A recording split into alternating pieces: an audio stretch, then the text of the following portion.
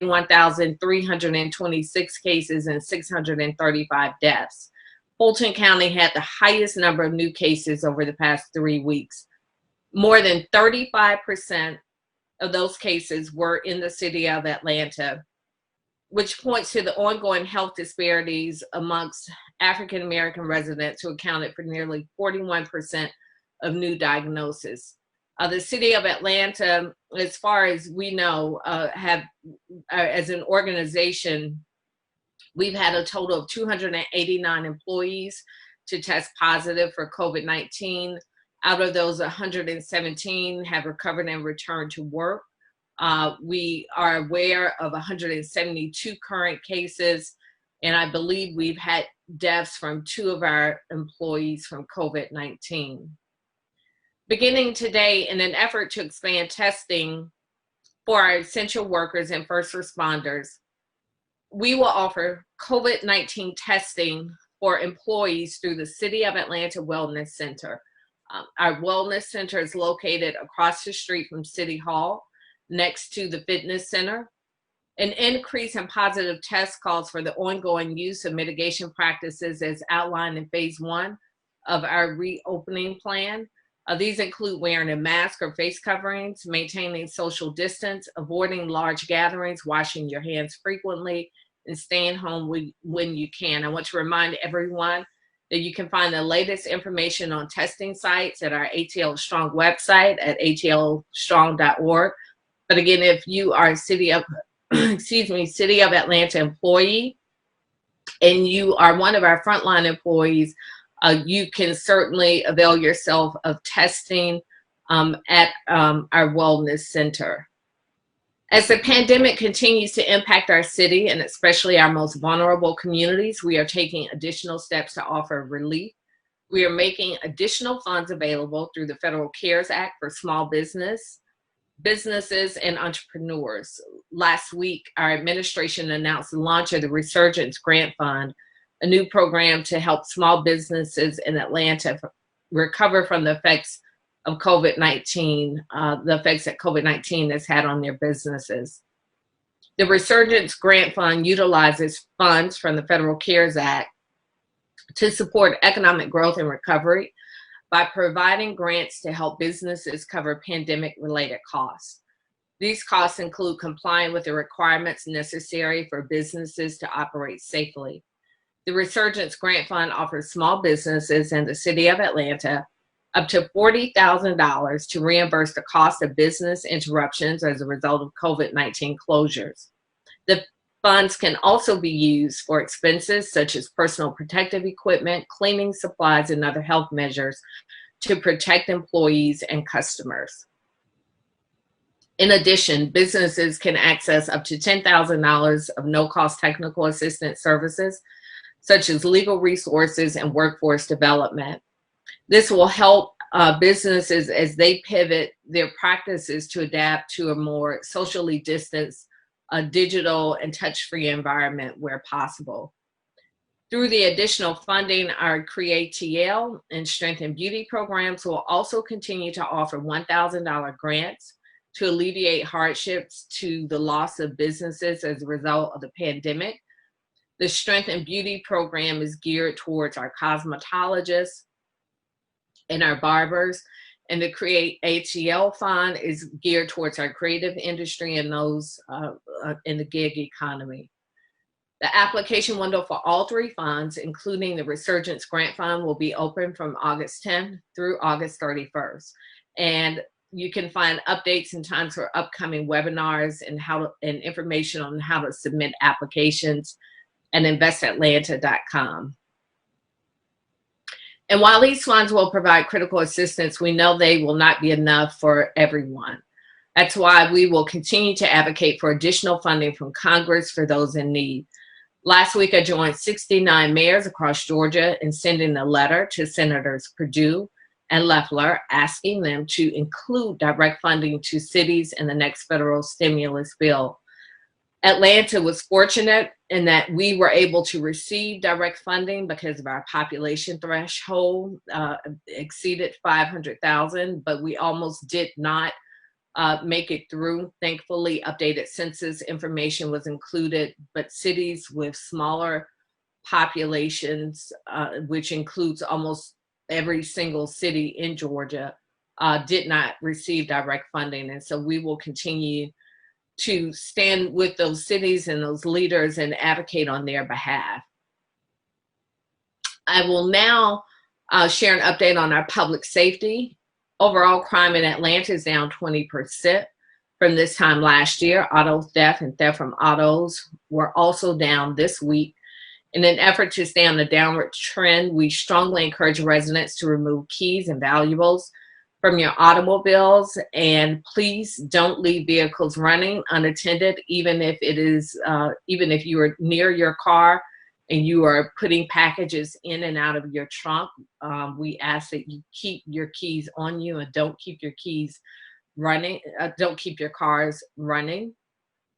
We've also had a number of firearms stolen in and around the downtown area, numbers like we've never seen before. So we ask that you also be mindful of that. We are continuing to work through policing reform with APD and our partners to stay on the path of improving how we police in Atlanta and to continue building trust in the communities we serve. Today, I'm issuing 7 administrative and executive orders after receiving the final recommendations from our Use of Force Advisory Council. These orders will cover things such as the development of training and non-retaliation tactics, and an officer's duty to intervene when another officer uses unreasonable force. They also include coordination with the Atlanta Citizens Review Board, reinforcing and expanding the City of Atlanta's commitment to the Atlanta and Fulton County Pre-Arrest Diversion Initiative, enhancing public transparency and use of force trends, and collaborating with APD and the ACRB on third-party reviews to settle disagreements on complaints. I want to thank the members of the Advisory Council for developing a roadmap for the city that will help strengthen APD and enhance the relationship between law enforcement and our communities. As we know, the vast majority of officers in the Atlanta Police Department are very proud to work with our police department and committed to serving and protecting all of Atlanta's neighborhoods with integrity, and we are grateful for their service. We are confident that their dedication and the efforts underway to reform our city's use of force policies will continue to position APD as a national model for modern policing. You can find more information on the use of force recommendations on our website, atlantagA.gov. Also want to thank Jacob Zagabe, I hope I pronounced that right, Jacob, for his leadership in coordinating these efforts. Also our chairs for our use of force committee, as well as, again, thanking our chairs and Joshua Williams, our COO, for the work done on our advisory committee related to COVID-19. The City of Atlanta continues to monitor and work through solutions to address unpermitted water sales in Atlanta intersections by our young people through the collective effort of APD and community partners such as the Police Athletic League. We have seen a recent overall reduction in activity. Thank you to the parents who have heeded our calls to please keep our children out of the intersections. It's not safe for them to be there. We're also appreciative to the motorists who have slowed down a bit in buying the water and giving money to the kids in the intersections. I know that it's coming from a very good place and you want to be supportive of these young people, but we know that we've had several issues, including the death of a teenager after selling water on one of the intersections. So we want to be mindful of their safety and make sure we are doing all that we can as adults to keep them safe. Our officers and several other stakeholders have continued to redirect these kids towards safer, sustainable opportunities. We will continue to work with them and continue to make the investments in them to nurture this entrepreneurial spirit that is driving them to these intersections. But we want to make sure that this hard work is is done in a safe way, and that their energy is put into a sustainable path of business ownership and leadership, so that they can continue to grow their businesses in a sustainable and safe way. To that end, we convened an advisory council to help create a vision for a better path forward with this group. I know Councilmember Marcy Overstreet joined this council, grateful for her leadership, as well as all of the members of the council. The council provided their recommendations to me on Friday, focusing on how we can provide real holistic support to these youth and their families. And they also go beyond basic needs, investing in making investments into helping these kids with business development. I will release these recommendations publicly today so that the community can see where and how we are engaging our young people. And just going back a second to the advisory recommendations that are also being shared with the public. These recommendations not only came from the advisory committee on our use of force, from our use of force advisory committee, but also we received input from the community as a whole as we sent out a citywide survey, and also from members of the Atlanta Police Department. So thank you to all who participated. And finally, the census. Many of you all may be aware that the Trump administration has cut off an entire month in terms of our ability to respond to the census. This is a move in the wrong direction. If anything, we need more time in our communities to respond to the census, given where we are with COVID-19. But be that as it may, we will continue to push forward as a city to get as many responses as we can. The census deadline is the end of September. Please remember, this is an opportunity for everyone to be counted. I have shared publicly multiple times. What I have is the 1870 census. This is my grandmother's grandfather listed, Shepherd Peak, in Crawfordsville, Georgia. He is listed as a mulatto male, 35 years old. So this is the historical record for all of us, for generations to come, that we were here. But in the here and now, it's also the way that we get money into our communities, the way that we receive money for our schools, our hospitals, our infrastructure, and also the way that we receive our much needed and due representation in Congress. So please, please, please fill out your census form. You can do that online, and also there's a 1-800 number available, and we will make sure that information is on our website as well. So with that, I will now answer any questions that you all may have. And as a reminder, if you haven't already asked your question, please raise your hand or put it in the Q&A section. Roxanne, you are up first. And is it possible, Michael, I can't see the people who are asking the questions. I don't know if they will come up if they are not muted, or if I'm just going to have to hear their voices. But if possible, I would like to see who's asking the questions. Yes, ma'am.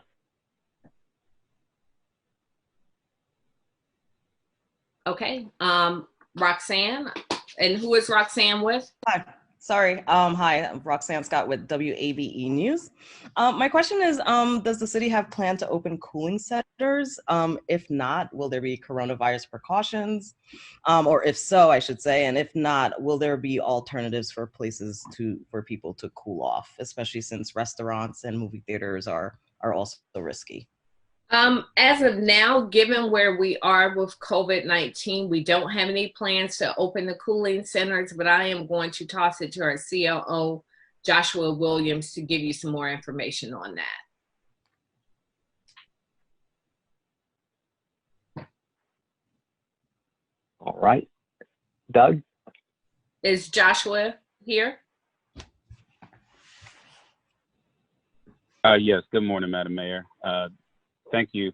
And good morning, Roxanne. As the mayor just stated, yeah, we do not plan to open our cooling centers at this time, given the challenges we're facing with the coronavirus pandemic. We are, however, working with partners to make sure that we have available resources like water and other things in those partnerships to provide in the need for those who may, need to have access to that. So at this time, we'll be continuing our work with those partners, but we do not plan to open up cooling centers at this time.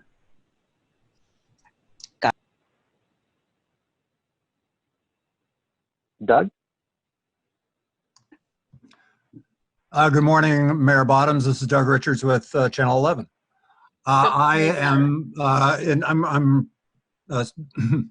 My question is about the use of force recommendations.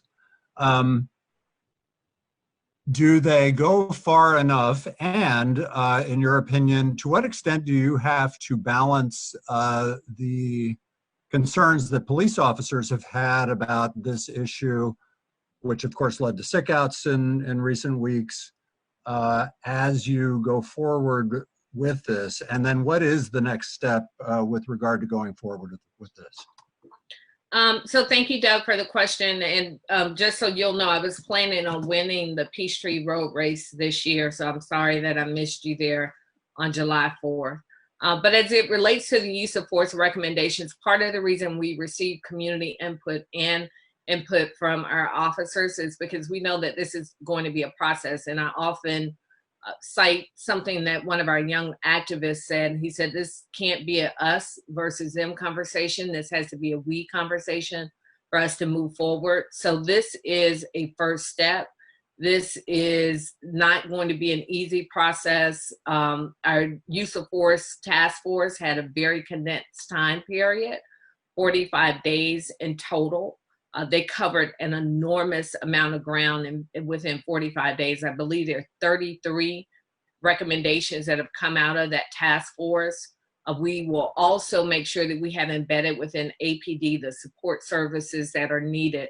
So we have been speaking with national experts, many who worked in cities even more challenging than what we are facing in Atlanta, who have helped lead the transformation.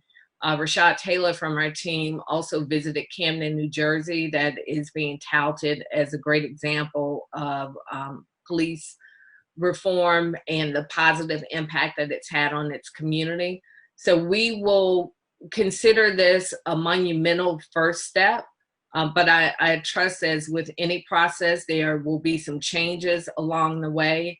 But it again, our intent was to make sure we had as much information as possible on the front end that we could begin to work with, and we view this as a foundation and as a building block.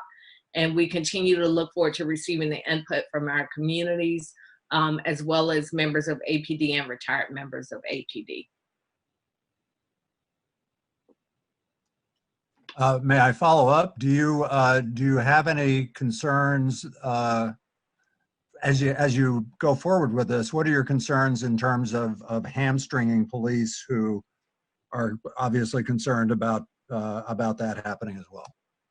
I don't have any concerns about hamstringing police. I think if anything, it gives them a better guidance, because that's something that we heard repeatedly, that there was just confusion on what their abilities were to carry out their duties.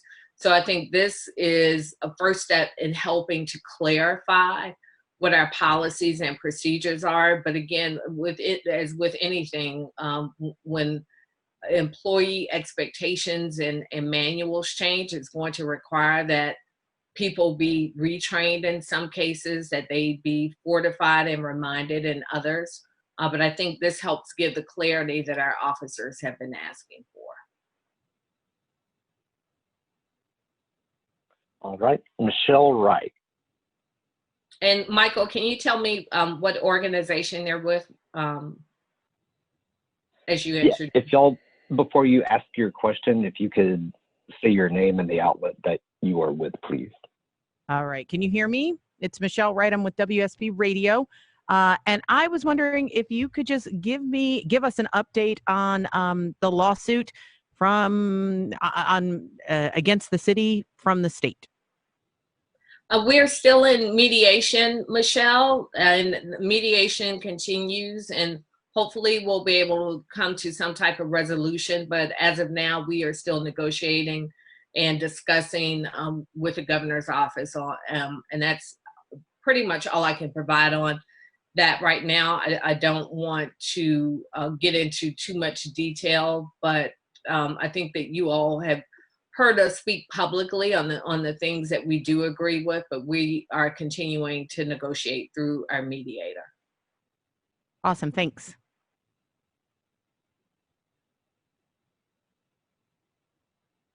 Valencia.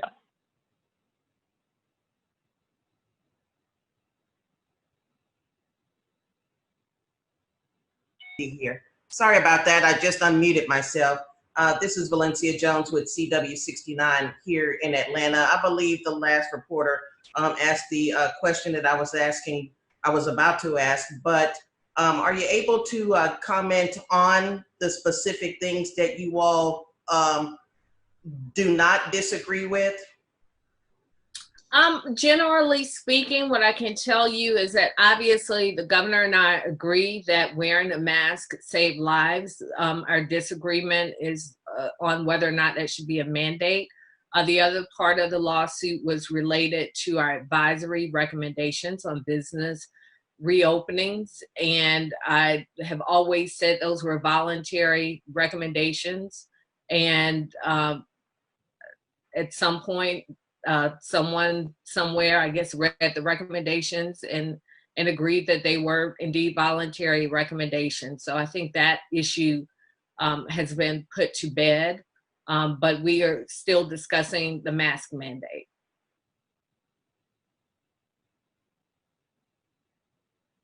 Stephen?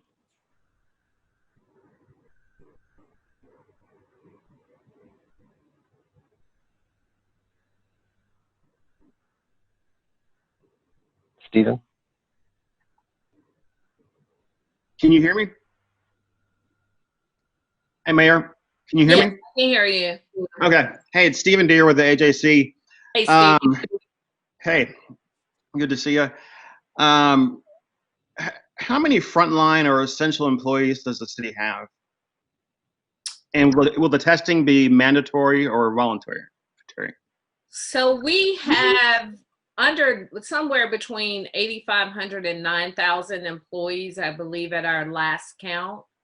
And almost half of those employees are considered essential employees. Those include not only members of our police department, Atlanta Fire Rescue, but also employees in Watershed, many employees at the airport, employees from our public works, our sanitation department. So a number of employees are parks and recs employees who are still out helping to service our families with food needs, constituent services.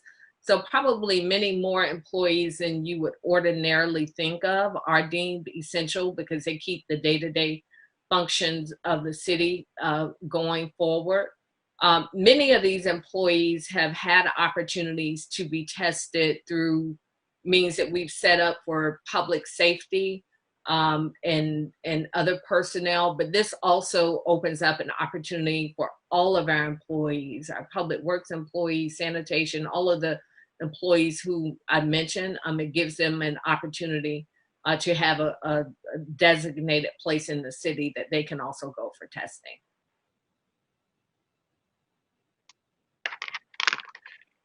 Can I ask an unrelated follow-up question? Sure, go ahead. Do you have any position on whether or not Councilman Antonio Brown should resign given the recent indictment? You know, I'm going to leave that to the city council and to the governor's office on what should happen with that. The city council has to work with Council Member Brown every day, and I'll defer to them as to whether or not they feel as if he should continue or if they should ask for his resignation. Thank you. Akiva? This is Okiba Jabala from Young Black Entrepreneur Magazine. My question is pertaining to the water boys. Now, these children are out here as a means of survival. So my question is, when they do not have options in regards to being able to provide food and necessities for their families, how do we handle that if they're pretty much pushed into an entrepreneurship program that does not financially meet the needs that they have right here and right now? Well, Kiba, we are mindful that many of these kids are out there because it's the way that they make money to support their families. That's why we want to provide them some structure and also some parameters around safety. As I move around the city, I often see many of these kids darting in and out of traffic. I saw a child last week standing on the corner, pulled a wad of money out of his hand, out of his pocket, mesmerized by how much money it made. He had a smile from ear to ear. He's very proud of himself, clearly. But what disturbed me is that he was standing there in broad daylight with a bunch of money in both hands. And we know that one teenager has been killed. We have seen the videos of some kids in corners getting out of hand with as many as 15 to 20 kids.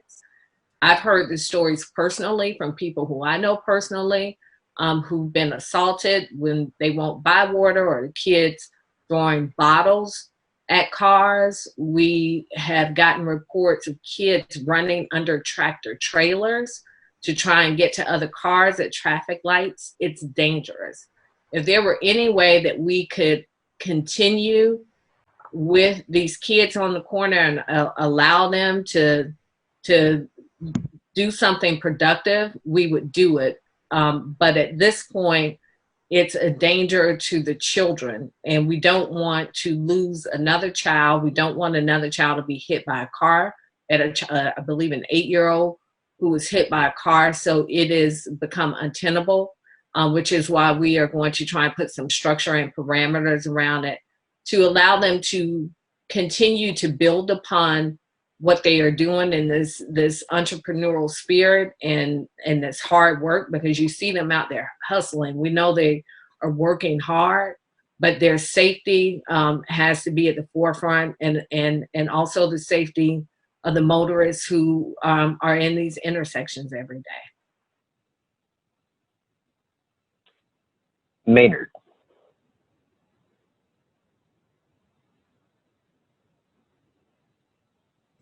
Good morning, Mayor. This is Maynard Eaton with Talk to Me. The eyes of the world, if not the eyes of the world, was on Atlanta last week with John Lewis's funeral. 3 presidents here. What impact do you think that spotlight had on Atlanta, and what does it say about Atlanta? I think it says that Atlanta is still the cradle of the civil rights movement in Atlanta, and in America. And it also says that people look to Atlanta for inspiration. They look to Atlanta for leadership, and Congressman Lewis was the embodiment of that. And what moved me most, and I kept this quote on my desk since I read his essay. I hope I can put my hands on it. But what I was moved by were several things, including what Mayor Campbell shared with us, that Congressman Lewis shared with him in his last days, and that was the need for us to vote. If you read the essay that Congressman Lewis put in the Wall Street Journal, he said, if you don't use your right to vote, you will lose it. And just a note that I put on my desk that I've had since I read that essay: answer the highest calling of your heart and stand up for what you truly believe in. And that's what we're seeing happening across America. We're seeing young people standing up for what they truly believe in. And I think that's the calling that's still upon all of us, and the obligation that we have in his memory. Kendra?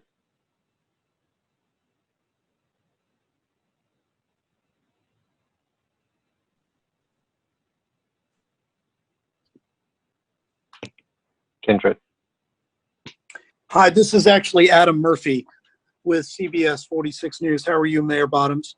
Hey, Adam. Thank you for your time. Quick question for you, sort of a two-part question. And my apologies if you touched on this. Can you give us sort of a latest and greatest as far as COVID-19 is concerned in the city of Atlanta? And then my follow-up question, and I'll help you with this if you need me to afterwards, is it's my understanding that you may be meeting with Vice President Biden, and I know that he will be making a selection for Vice President himself in the coming days. I wanted to get your thoughts on that. But first, with COVID-19, how we stand, where we stand, your concerns, if you could share that, please. My biggest concern right now is that as the city and the state are open up for business, that we have all of the things that happen on a day-to-day basis that are sending people into our emergency room. So as people are out and about, you have traffic accidents.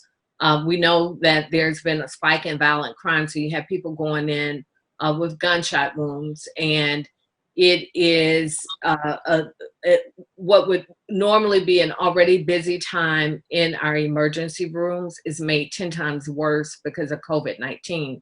So whereas in March, when things were shut down, you didn't have as many people out and about on the streets. You didn't have as many people coming in from car accidents.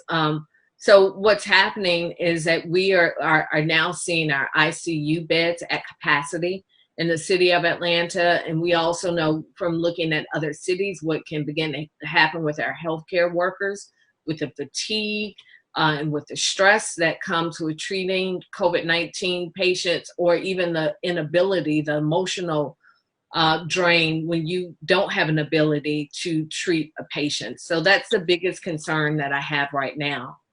And as we get ready to open up our schools in some areas, we know that children can often carry this in an asymptomatic manner, and it spreads very quickly, as what we've seen with the YMCA camp in Georgia, and then the concern about them bringing it back into their household to others who may be more vulnerable, especially our senior population. As it relates to the vice president, I'll continue to defer questions on the vet to the Biden team. And as I've said before, I'll say again, Vice President Biden took all of the bumps, bruises, and blows during his campaign. And if anybody knows what a good vice president should be, it's Vice President Biden. And I'm going to trust that he's going to make that decision. And given the names that are being floated around, I think he has a pretty stellar list of folk to choose from.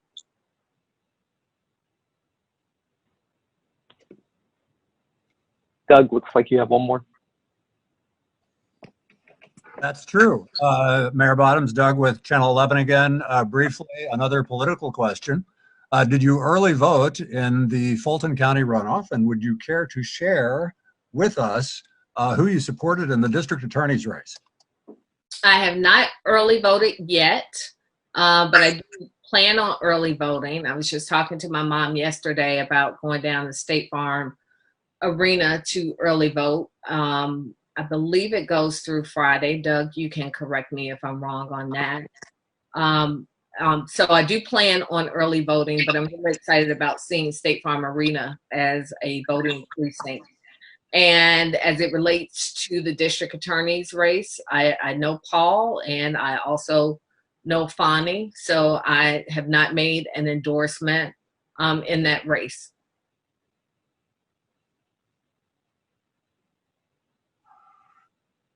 Roxanne?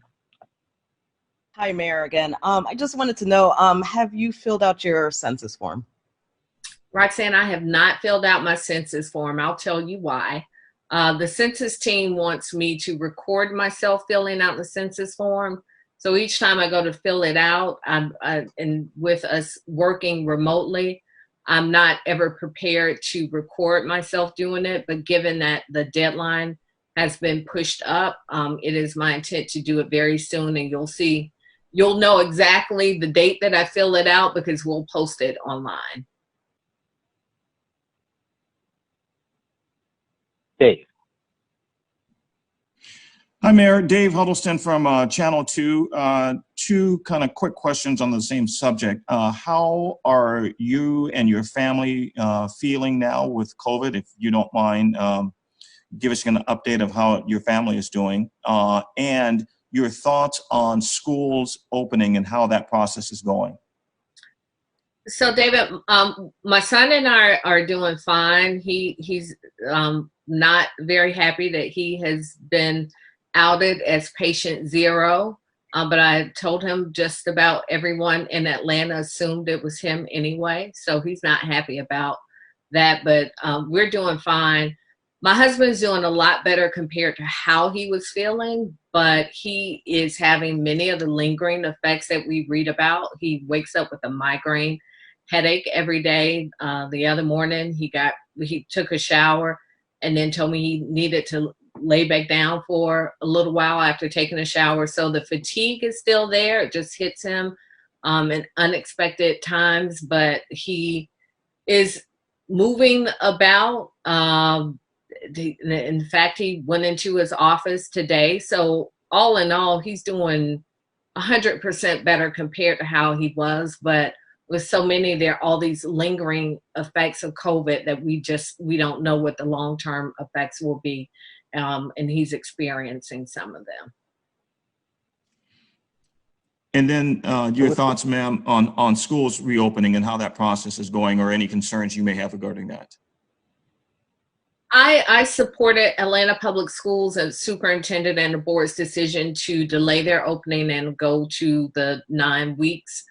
There's always an opportunity to go back if and hopefully our COVID numbers will go down and revisit. And so I think at the very least, parents should be given an option. I think teachers should also be given an option as to whether or not they wish to return into the classroom. Because again, what we know about COVID, asymptomatic carriers can often be children.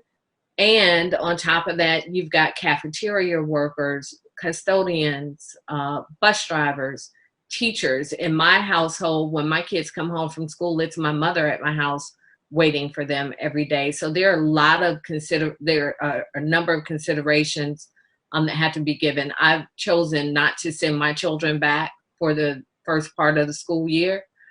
We will continue with virtual learning. Nobody's happy about that in my house, but I want to give an opportunity for these numbers to go down a bit. Thank you, Mayor. It looks like we have reached our final question. LaShawn.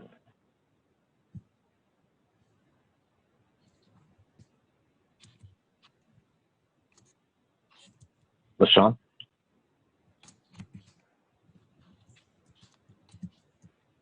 Good morning. Can you hear me?